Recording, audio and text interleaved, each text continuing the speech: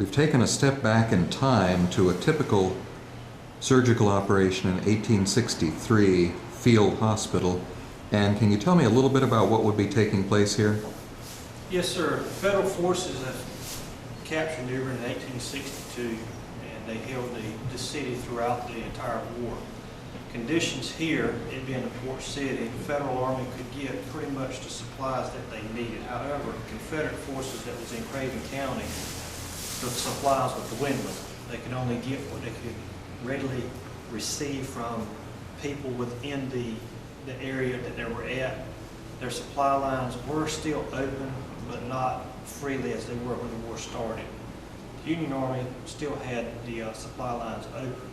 However, after battles from Goldsboro and Kinston, the Union forces did send their troops here because this was a general hospital. Several of the buildings here in New Bern were in control, and they were called Foster General Hospitals number 1 through 15, 16, right on up. Conditions here, they, of course, you can see that the setup here would be obviously injured soldiers, amputations, lacerations, trephining of the skull, head injuries, to regular sickness of the town.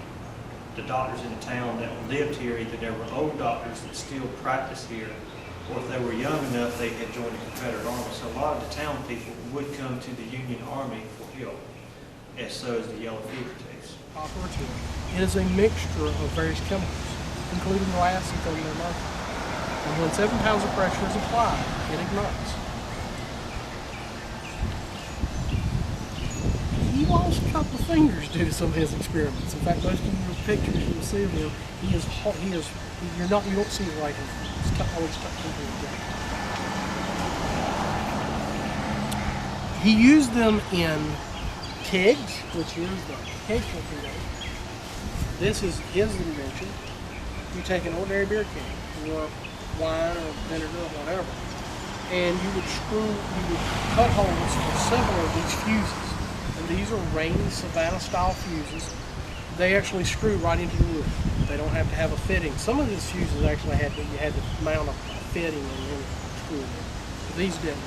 You would coat these in tar and pitch, and you would anchor them in the water. You'd put them in nests. They wouldn't be just one. It would be like a whole bunch. Right? Ship would come along, striking this lead dome. Underneath the lead dome is one of those little mushrooms, one of his little fires. When the ships hit it, they move. He developed these. He developed landmines. He worked on developing a variety of other munitions. There's bodies laying all over the floor. So when you come in the door, they're going to let us know what... That's the best we can do for you right now. We've got other things to do. This a young man just came in. You see what happened to him? Okay. Who can guess what we got, how we treat this man? Amputate. Amputate. It's got to be amputated. See? There's tibia right there. You going to be next? He'll be next. All right. I can tell right now, yes, here's the end of the broken bone. I probed it with my finger. I could not find the bullet.